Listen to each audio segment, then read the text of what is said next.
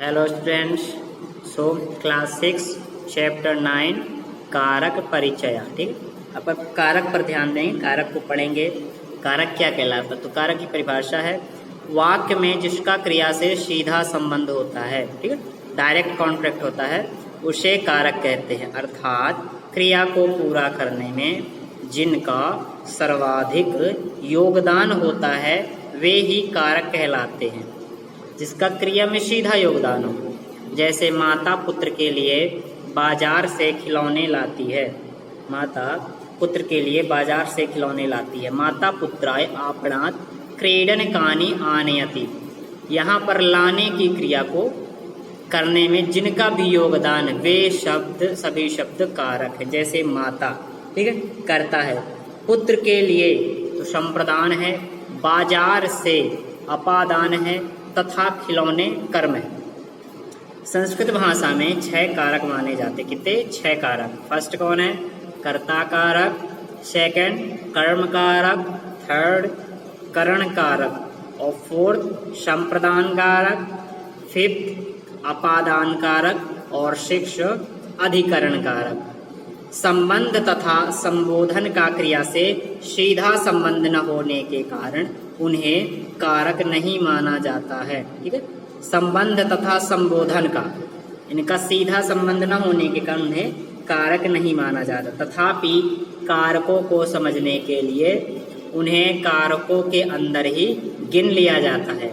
हिंदी में इन्हें चिन्हों से ने, को आदि चिन्हित किया गया तथा संस्कृत में सीधे विभक्ति लगाकर ही प्रकट किया जाता है।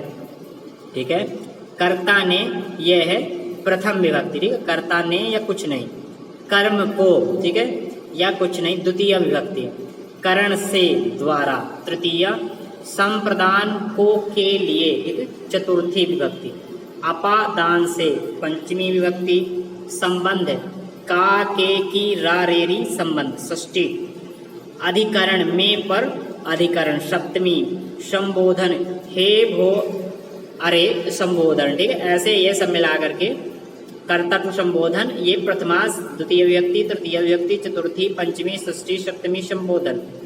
इन्हें कैसे याद कर सकते हैं? कर्ता ने कर्म को करण से, संप्रदान को के लिए, अपादान से, संबंध का के की, में पे अधिकरण, हे भो अरे संबोधन। ठीक है, जैसे बालक एग्जाम्पल है बालक। ठीक है, प्रथमा बालकः मीन्स बालक ने, प्रथम विभक्ति क्या लगेगा? ने, बालक ने। यहाँ 2 बालक है तो 2 बालकों ने, और यहाँ अनेक बालकों ने। ठीक है, द्वितीय में बालक को, बालकम बालक को, यहाँ पर 2 बालकों को, अनेक बालकों को। ठीक है, बालक से, 2 बालकों से, अनेक बालकों से। चतुर्थी बालक के लिए, 2 बालकों के लिए, अनेक बालकों के लिए। ठीक है, पंचमी बालक से, 2 बालकों से, अनेक बालकों से। षष्ठी है बालक का, 2 बालकों का, अनेक बालकों का। सप्तमी बालक में, 2 बालकों में, अनेक बालकों में। और संबोधन में हे बालक, हे 2 बालक, हे अनेक बालकों, है ना। ऐसे हुआ। अब कारक के परिचय पर चलते, इंट्रोडक्शन है कारक। फर्स्ट है कर्ता। कर्ता कौन है? जो कार्य को करने वाला है, जो वर्क करता है, जो क्रिया को करने वाला, वही कर्ता कहलाता है। ठीक है, क्रिया को करने वाला कर्ता कहलाता है। इसमें प्रथमा विभक्ति होती है। जैसे छात्रा पुस्तकम पठति, जो छात्र थी वह पुस्तक पढ़ रही है ना। छात्रा पुस्तकम पठति, छात्र पुस्तक पढ़ रही है। सिंह गर्जति, शेर गर्जना कर रहा है। ठीक है, शेर गरज रहा है। कर्म ये हुआ कौन? यहाँ पे छात्रा, पुस्तक कौन पढ़ रहा है? छात्रा पढ़ रही है। और गर्जता कौन है? शेर। तो यहाँ पे जो कोई काम करे वह कर्म कर्ता कहलाता है। क्रिया को करने वाला ही कर्ता कहलाता है। सेकंड है कर्म कारक। ठीक है, द्वितीय विभक्ति, कर्ता जिस क्रिया को पूर्ण करता है वह कर्म होता है। ठीक है, कर्ता कोई काम करे, जो काम होता है वही कर्म कहलाता है। इसमें होती है द्वितीया विभक्ति। शुकः फलम खादति। शुक मीन्स होता है तोता, फलों को खाता है। तो क्या काम कर रहा है? फलों को खाने का काम कर रहा है। इसमें क्या हुआ? फलम। ठीक है। रामः पाठम पठति। पाठ पढ़ रहा, क्या पढ़ रहा? पाठ। सो दिया हुआ पाठम। थर्ड पे चलेंगे, करण कारक। जिस साधन से कार्य किया जाता है वह करण कहलाता है। इसमें तृतीया विभक्ति का योग है। जैसे पंगुः दंडेन चलति। पंगु मीन्स होता है लंगड़ा, डंडे से चलता है। पंगुः दंडेन चलति, लंगड़ा डंडे से चलता है। छात्रः द्विच क्रियया विद्यालयं गच्छति। छात्र द्विच क्रिया मीन्स 2 चक्र वाहन से, साइकिल से विद्यालय जाता है। तो यहाँ पर किसकी सहायता ली गई? जिस चीज की सहायता ली गई वही करण कहलाता है। ठीक है। जो इस साधन है वह करण कहलाता। तो दंड, लकड़ी लेकर के चला तो दंड हुआ साधन। और छात्र द्विचक्रिका मतलब साइकिल लेकर के चला तो यहाँ पर साइकिल हो गया करण कारक। संप्रदान पे चलते हैं। कार्य जिसके लिए किया जाता है वह संप्रदान कारक कहलाता है। ठीक है। संप्रदान कारक, कार्य जिसके लिए, कोई वर्क है जिसके लिए किया जाता है वह संप्रदान कारक कहलाता है। किसी के लिए हम काम कर रहे हैं वही कहलाएगा। जैसे धनिकः भिक्षुकाय धनम यक्षति।